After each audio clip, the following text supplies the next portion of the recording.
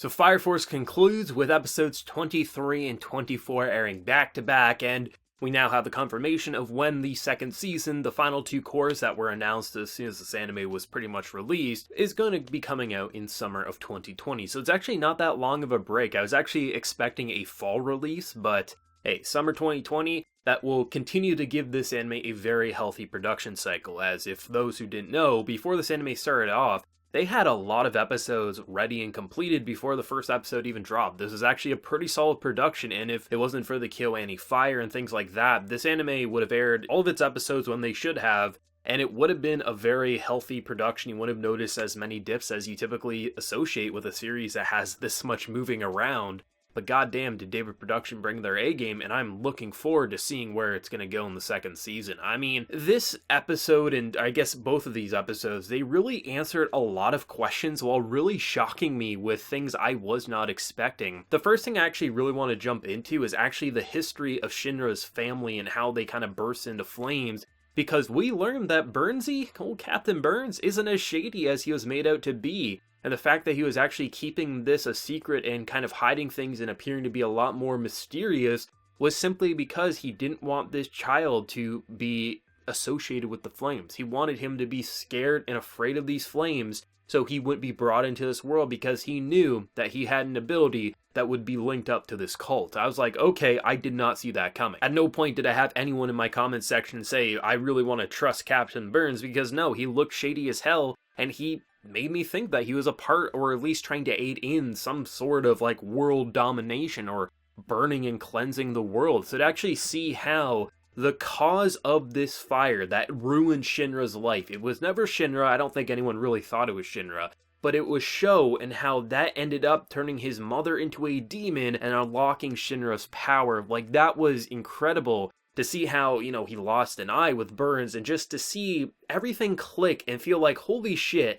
they didn't leave us hanging on so many things that we've been just needing to learn. Learn what happened, why it happened, where can it go from here. They literally wrapped up one of the most crucial points that this season had going for, while still giving us that hook to leave us needing that season 2 rescue show, stop this so the world will not be destroyed. It's like, holy shit, not to mention, we now have an objective of, hey, what if there's a way to turn an infernal back into a human? So could Shinra actually revive his family life? It's like, holy shit, it brought its A-game. It wrapped up these final 2 episodes, and I think airing them back to back was actually incredibly perfect, because it kind of just lended itself that you needed to binge both of these episodes because there was so much you wanted to see, and by the time episode 24 wraps up with that little cutesy moment towards the end, I just felt completely satisfied, ready for my next dose of Fire Force goodness. And that's how you know this anime went out with a bang, and it is going to continue on that perfect path when we do get it in summer of 2020. I mean, obviously with episode 23, it kicks off, we continue the conflict. It doesn't last too long, but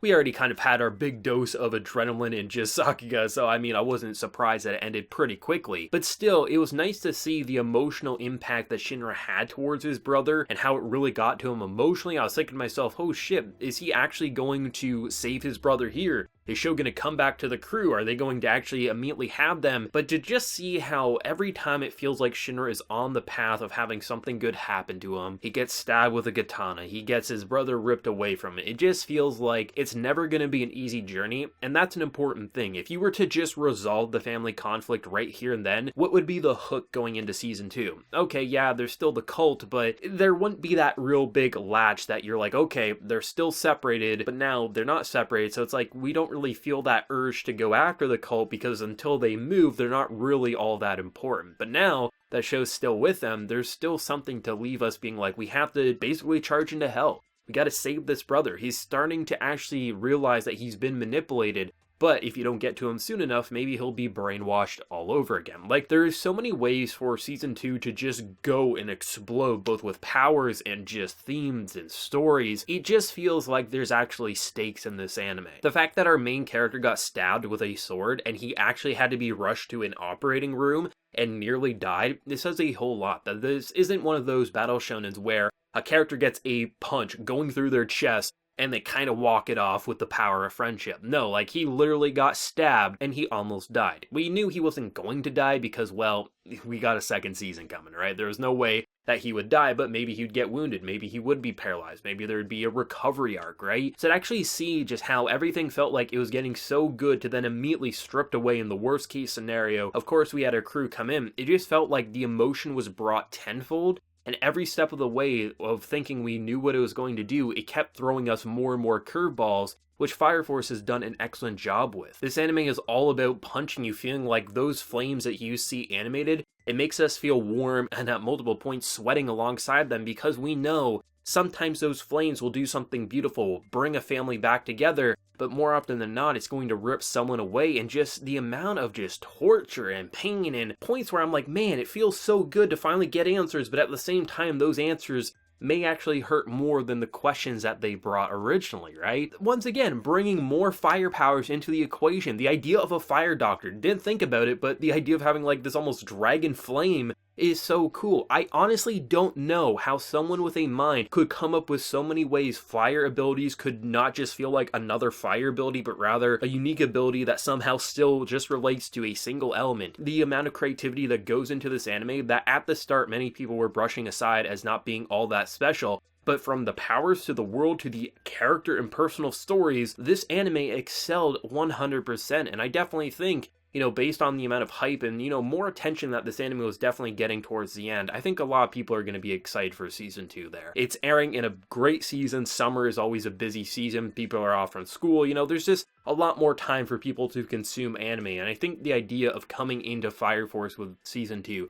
the people who've loved this anime are obviously going to watch it, but I could honestly expect more people are going to be like, holy shit, maybe I misjudged this originally, but I'm glad to have experienced it, because now we can all watch Fire Force alongside one another being like, holy shit, season 2, it's just on the right track. Really, the past 12 episodes have just been exceptional. There's no reason for me to doubt that season 2 isn't going to be anything less than amazing. It just feels as if from the personal conflict, finally getting that answer that we've been seeking of what happened on that horrible day. Why is everything happening the way it is with this cult, and actually having a reason being like, holy shit, Shinra's brotherly love, it's not for nothing, it's actually working, we just need to strip him away. If he didn't get stabbed, maybe he could. It just feels like every character has a purpose in this story, and to see how they're linking up on this chessboard is really, really impressive. Just the amount of flames, the amount of heat, and the emotional punches that were thrown our way in this episode, both, I guess, 2 episodes, I'm so used to saying episode, but episodes because of 23 and 24. I just love Fire Force. It feels so good to have enjoyed it from episode 1,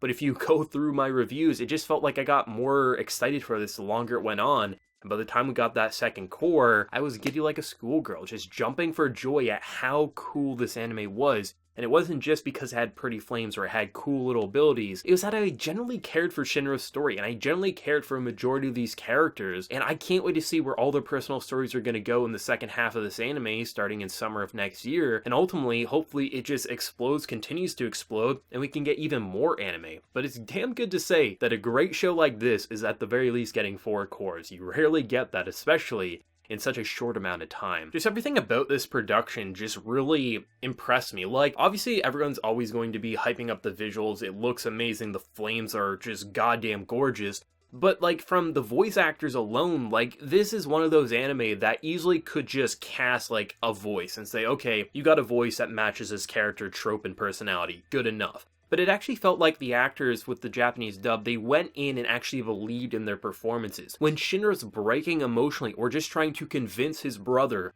that he actually loves him and that he's always been there for him, it feels like a real brother dynamic. It feels real when Sho is pushing back, feeling like he's being brainwashed, but then starting to doubt that maybe these memories are true. The captains, the crew, it all feels personal. And I think that's why I bought into the stories as much as I did, because the voice actors felt like this raw emotion, and when things were supposed to hurt them, it hurt us too, because it actually sounded like someone buying into the script that they're reading. The music, of course, absolutely amazing. You know how much I love the second opening song, that thing just slaps, but all the songs really meshed in to bring out that atmosphere that we need to see. The production overall was goddamn amazing, and I honestly would have been disappointed had this been 4 straight cores back to back, because it would have suffered. Anytime you run for a year straight, it doesn't matter how healthy the production was before it started airing. you will eventually run your course and you'll stress the animators, you'll stress the production, and you'll get episodes that feel unfinished. But having that 2-season break, 6 months for them to continue to polish it up, it makes it feel like this is an anime that actually has passion behind it and a production committee that understands that they can't kill their workers because, well, if they do that, they'll have no more workers, but they also value, in at least some way compared to many studios,